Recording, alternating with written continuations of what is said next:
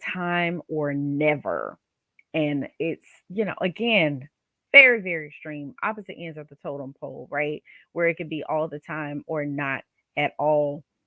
Many, many times, when you do have ADHD or you are involved in a relationship with someone who has ADHD, oftentimes it truly can lead one to think things that aren't necessarily true. And so we're going to talk about some of those things today as well. So there's a common myth out there, and I know you've heard it, that sex is fueled by this animal instinct or animal instincts, and that men need no stimulation to actively engage in it. But that is definitely a myth, right?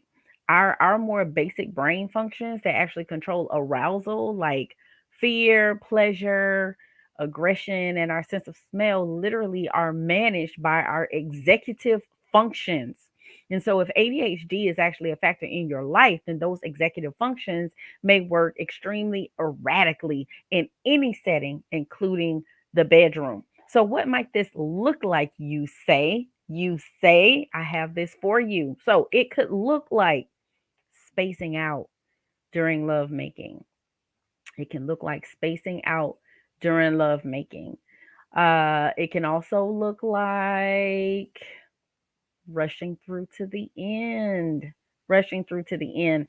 And that one's not fun, right? Or spacing out during lovemaking, not fun either, because you a lot of times can feel that break in the connection when someone is not fully present in the moment. And then rushing to the end literally can make your spouse feel as if you were a very selfish lover and you're only focused on your own needs, wants, desires, and not focus on what it is that they want.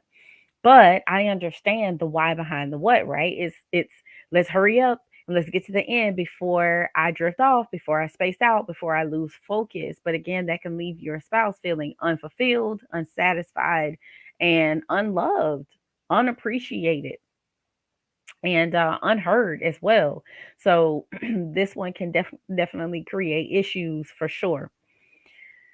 Suddenly thinking about other things like a movie or the grocery shopping that has to be done or the checkbook that needs to be balanced or whatever it is, right? The calendar, what it is that you have to do for work the next day or what needs to be done before you go to bed at night, whatever it is, but just suddenly thinking about other things.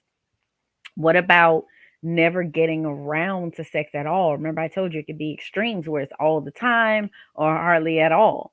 And so that can, ADHD can lead to a sexless marriage. After the other partner grows tired of always initiating, they may just tap out, they may just give up. Now, I know that this is about having ADHD, but at the same time, there are similar layers in our marital relationships, right? You don't have to have ADHD to space out. You don't have to have ADHD to rush through to the end before you lose focus. You don't have to have ADHD to suddenly think about other things, nor do you have to have ADHD to just not get around to having sex at all. This happens in marital relationships where there is no diagnoses at all, and specifically one with ADHD. So again, applicable and appropriate, I think, to marriage in general because everyone can get here. So now, for a person who actually does have ADHD, though, there are some nicknames that come with these issues that I'm talking about here. These erratic executive functions, and they are the Energizer Bunny, the do me bunny. Like, I'll never initiate, but definitely do me. The indifferent bunny, like, can we get this over with type of thing. So, a lot of times, people with ADHD, they will joke about it. They use a lot of humor, but typically, the one who does not have the ADHD, who is not feeling fulfilled on the other end, typically doesn't find it funny. They typically don't. So, what can be harmful? What can be harmful advice is when someone says, "Hey, ladies, you know your man is visual and you need to do everything you possibly can to keep his attention, like lingerie, maybe a lap dance, or else his eyes will roam somewhere else." Well, listen, here's the thing. It is not our responsibility to control our men's eyes. It's his responsibility to control his eyes. He has control of them. We can't control our men's eyes, just like they can't control our eyes, and we can't control each other at all. I am saying yes to the lingerie. Okay. I'm saying absolutely yes to that.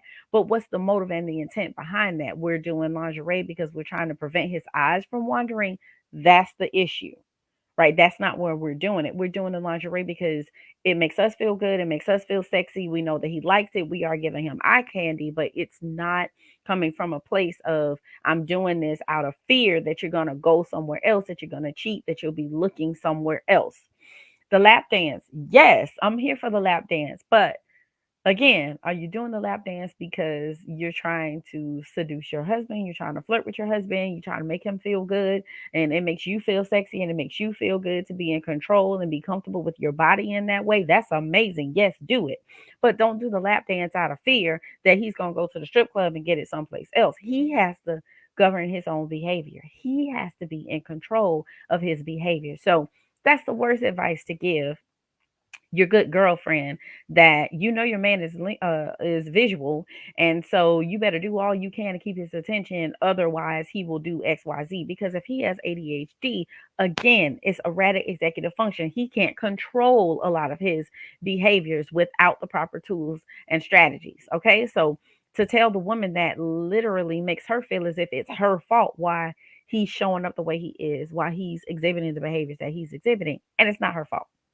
Another horrible piece of advice is, yeah, ladies, even when you really don't want to, remember that guys need a lot of sex. So if you're thinking about balancing a checkbook while he's kissing your neck, because we know, as women, we all have wandering minds, remember that he needs you to be available whenever he's in the mood. Okay, so here's the challenge. I do agree that we should be available when our spouse wants sex. But guess what? They should be available to us too when we want sex. If it's always one sided, that can truly lead to bitterness, resentment, and anger toward your spouse. So we want to make sure that there's balance there. We're talking about balancing this checkbook. No, we need to be balancing the bed book. Okay. Are you available when I am in the mood? And am I available when you're in the mood? It should be mutual. It's a give and take, right? And there are times where we do have to sacrifice and we have to take one for the team because maybe we're not in the mood, but that shouldn't be all the time where we're constantly saying no, because then you leave your spouse feeling rejected. And then that can lead to some other issues, right? So we do want to be available, but it should be mutually exclusive, right? We both should be showing up for each other, and we both should be available when the other person is in the mood. Okay. And again, we're not doing this because we're afraid that if we say no, our spouse is going to seek sex elsewhere. They have to control what they do with their penis and what they do with their vagina. We don't have control over that. All right. So, another horrible piece of advice: it's the man's job to be the initiator and your job to be receptive and warm. No, this has caused so many challenges in marital relationships because somehow we have been conditioned and programmed to believe that it is the man's job to initiate. And that is not true. Ladies, we need to be initiating as well. Because guess what? They get tired of initiating all the time. And if you're the woman who is doing all the initiating, I'm sure you're tired as well. And you don't want to have to initiate all the time either. So if we step outside of ourselves, put ourselves in the other person's shoes, look at it from their perspective. If you're the one that's always initiating, think about how that makes you feel. So you won't want to put that on your spouse, right? So we want to make sure that again, it's give and take, tug of war. Sometimes I initiate, sometimes you initiate. Sometimes I'm doing the lap dance, sometimes you gonna give me one too, if that's what you're into. But whatever it is, we want to make sure that we're showing up for each other. Now, we'll say this too. There are many, excuse me, religiously oriented people who will turn to a pastor or other spiritual advisor for their marital problems or their sexual problems. I'm not mad at that. Okay. I don't have any issue with that. But if ADHD isn't recognized by the spiritual community, then the cure can often be worse than the disease. Let me say that again. Sometimes the cure can be often worse than the disease. A lot of times we don't want to accept mental health as a real thing in some of our religious communities, but it is a real thing. It's been scientifically proven that is a real thing. And so there is why there's treatment for it. That's why there's medication for it. Now, I'm all here for God being able to do miraculous things and heal, but I also believe that God created people who were able to come up with tools and strategies and things to help us with our deficiencies, right? In the areas where we have areas of opportunity where we're coming up short, where maybe we're not able to focus or whatever the case may be, people are here to help us with that. Medication was created and developed from God through people to help. So that's my belief. You believe what you believe. But at the end of the day, if this person truly does have ADHD, they will need support and they will need assistance. Now, here's where the harm comes in is when shame happens, when we get these ignorant, uninformed teachings brought into an ADHD marriage, especially a sexless ADHD marriage. And again, like I said, whether you have ADHD or not, a lot of this is still being told to us by various sources. And so I want to dispel those myths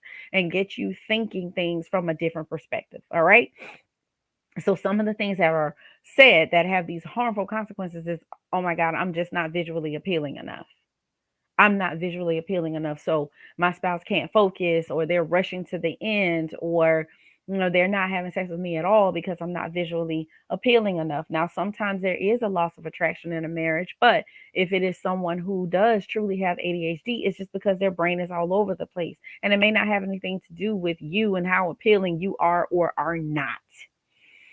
Another harmful consequence, thinking, wait, I have to initiate sex all the time because my spouse doesn't. Does that mean that I'm stepping out of my role as a woman if I initiate? Because again, if you're thinking that it is the man's job to initiate all the time and he's not initiating, so then that responsibility falls on you. You questioning, are you stepping out of your role as a woman? Well, I say no. And I think it's important to have that conversation and that dialogue with your spouse.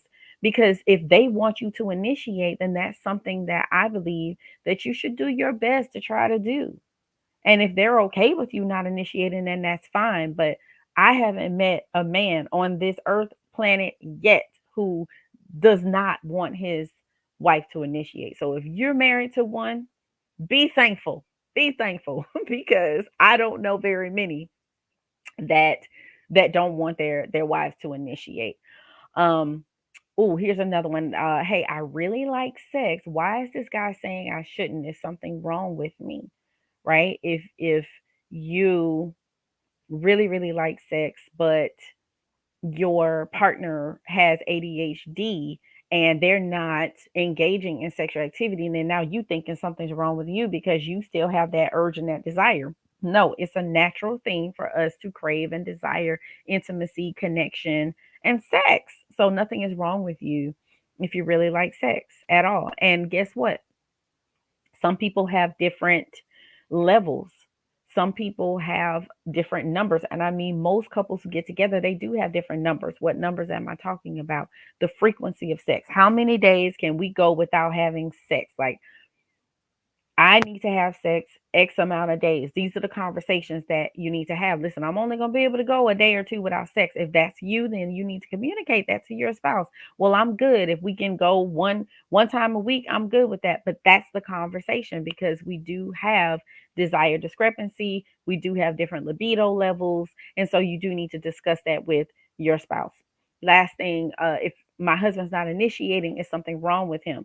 Well, again, people don't initiate for various reasons, and a lot of times it's mental, right? Especially with ladies, like um we're taught that ladies don't do certain things, and that's one of them many times.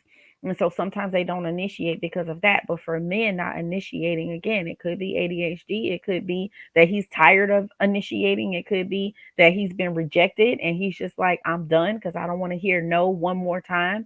But again, these are the conversations that we have to talk about. These are the conversations that we have to have.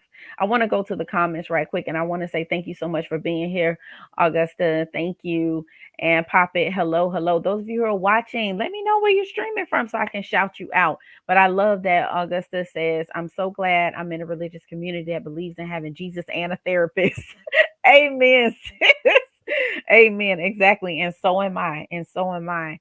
I love that as well. But there are many out there who do not. And it makes it very challenging. And people truly are harming themselves and they're getting hurt. Like this mental health thing is real. We can't take it lightly. So, yes, like I said, I'm all for believing in God and trusting in your healing.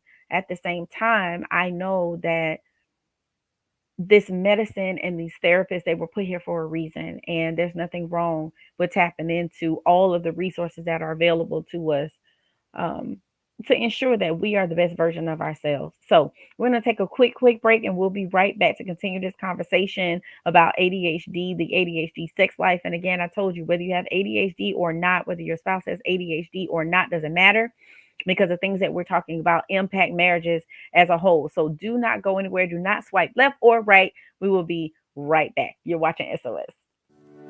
Welcome to the Couples Academy app. The Couples Academy app is your go-to hub for how to do marriage right.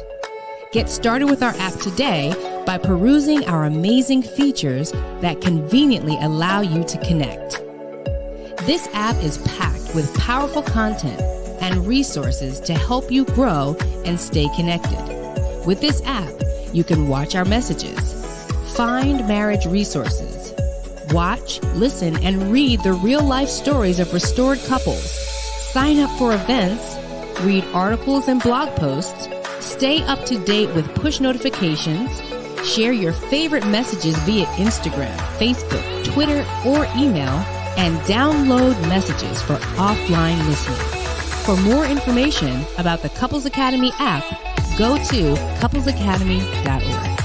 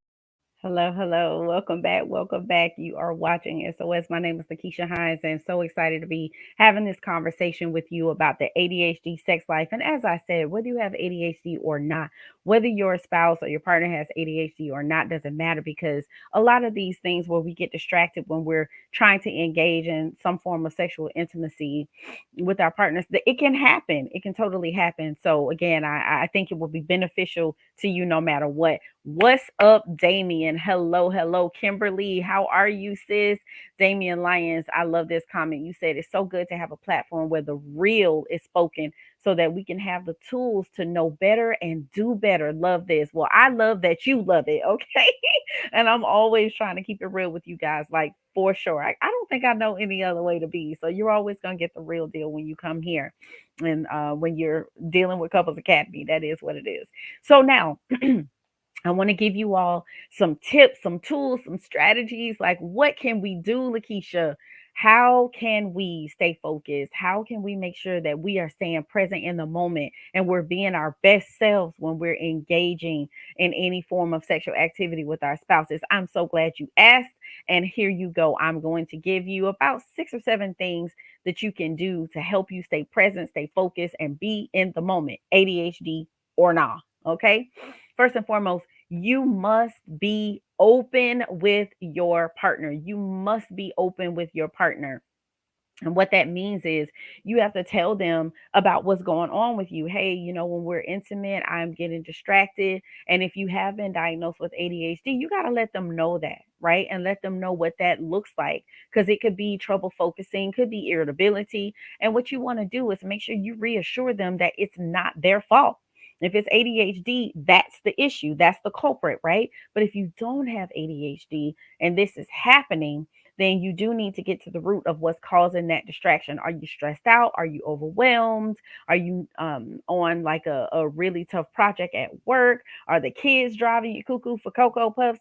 Whatever it is, you must be open with your partner and let them know what's going on, okay? And reassure them it's not their fault. Now, on the flip side, if it is their fault, then that's a conversation. And you need to let them know that you chewing gum while we having sex, it's distracting and I can't focus, whatever it is, right? I'm just using that as an example. You need to communicate that and let them know, or have that real conversation so that they can course correct if that's what's needed. All right. The next thing you can do, say what feels good for you. If you don't like being touched all the time, tell your partner when and how to touch you. And the reason why you want to do that is to prevent miscommunication and to avoid arguments, unnecessary arguments. So say what feels good for you. And those of you who are a little bashful, a little shy, you don't necessarily want to put a voice to it. Guess what? Take that hand and put it where you want it to be. Sometimes you need to take over. Sometimes you need to be in charge and you need to set the pace and you need to determine the position, whatever it is. But you have to say what feels good for you and be honest. If you don't like being touched all the time, tell them. If you're not being touched enough, tell them. If they're not touching you the right way, tell them, show them. And if they didn't get it the first time, be patient with them because they're learning. They're learning. So you do need to communicate what feels good to you. What's up, Hubert from Florida? I'm in Florida. Where you at? Where you at, Hubert? What part of Florida? Let me know. I need to know. I love when my Floridians show up and represent. I love all y'all. Everybody's important and you matter. But I'm a Florida girl. So I love when my Florida people show up. All right. The next thing, get rid of distractions. Get rid of distractions because if you are one who easily loses focus during sex, then having sex in the dark may help you focus on the moment, right? So maybe you need to be having sex in the dark, or maybe it needs to be dimly lit. Some people will say that they like music playing because the music will help them to focus. There's also all types of essential oils that you can use that are specific for focus. And so maybe you need to have you some essential oils going in the room. Maybe you need to have the lights off or dimly lit.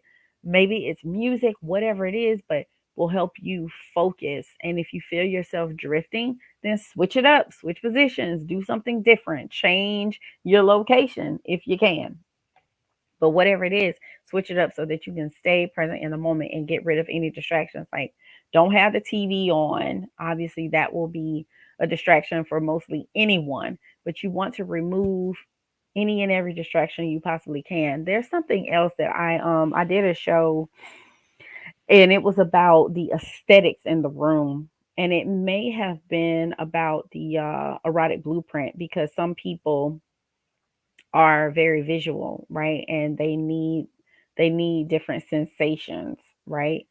And the sensual. And so they need all of their senses stimulated. And so visually, the room needs to be inviting and warm and welcoming. Now, I'm not saying you got to create a sex dungeon. I'm here for that too. But if that's not your jam, that's all right. But you just adding a couple different textures in the room, you being a minimalist and taking things out. If you have small children and you got toys all over the place, That's a distraction. If you have your office set up in your bedroom, if you can get it up out of there, it's a distraction, because the minute you see that laptop, or you see that desk, you're going to be thinking about that work stuff that you have to do. So try to keep the computer out of the bedroom if at all possible. And, you know, the sex experts, me included, are like, if you can get that TV out the bedroom, that's even better. So you know that when you're going in that bedroom, it's a place of relaxation, rest, rejuvenation, but also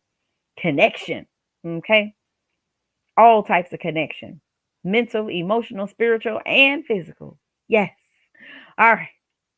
So you also want to make sure that you focus on the intimacy and not sex. Focus on the intimacy and not sex. So trouble with focus literally can make it harder for you to get aroused or to reach orgasm. So you want to spend more time on kissing, foreplay, and just other acts besides intercourse, because that truly can ease the pressure and help you and your partner to enjoy yourselves and just enjoy the experience, enjoy the moment. And the focus is not on sex, it's on intimacy and connection. Intimacy and connection. All right. So try to focus on that intimacy. The next thing you want to do is to stay active. Stay active. What am I talking about? Regular exercise. That can help you focus. It can raise levels of feel good brain chemicals like dopamine. And it also can help you to enjoy intimacy more and make you more or less likely to engage in any type of risky sexual behavior. So you want to make sure you're staying active. These bodies were made to move. So you want to make sure that you're moving them as much as possible, as much as possible. All right.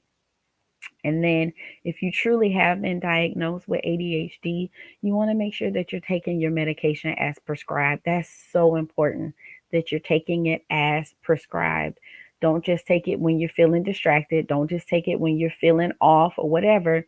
You take it so that you don't get off, right? So that you can stay balanced and even killed as much as possible.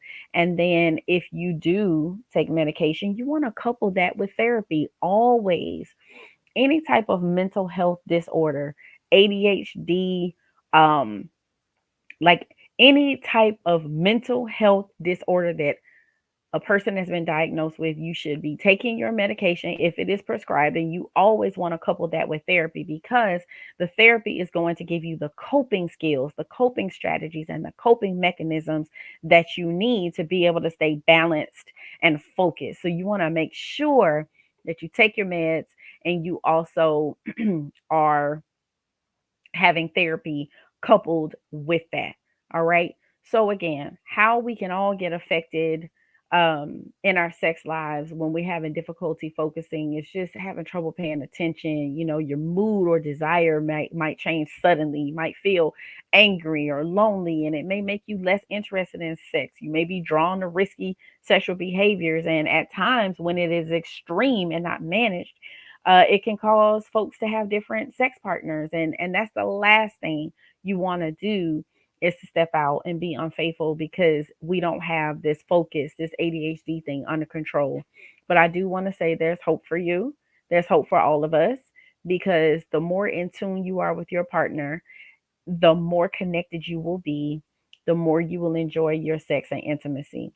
So I hope this was helpful for you all. Thank you so much. Port St. Lucie. I know exactly where that is, Hubert. I know exactly where that is. But listen, I want you all to know that Couples Academy is having a gala. That gala is coming up October the 7th, and you all need to have your face in the place. Let me tell you something.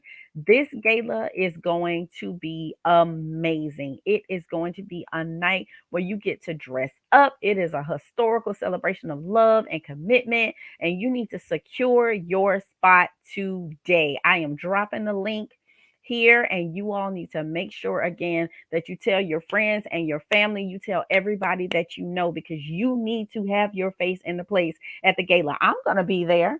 I'll be there. You might even have a seat at my table. Let me know that, hey, I'm coming to the gala because LaKeesha invited me, and I will leave a seat at my table just for you. So you need to be there. You need to have your face in the place. Please show up for the gala. It's going to be amazing. Just a night to dress up and celebrate love and marriage and relationship, and to have a hot date night with your boo. Okay. So you can't get no better than this. Good music, live entertainment. All of the Couples Academy family will be in the house, and I want you to be in the house too. So I dropped the link. Make sure you click on that, and you can also go to the website and you can find out more information, couplesacademy.org. So you all have a wonderful, wonderful day, and I appreciate you all for tuning in. I'll be here same time, same place next week. And again, I want to see you at the gala. Go ahead and get your tickets today. You all have a good one. Be blessed. See you next week. Bye.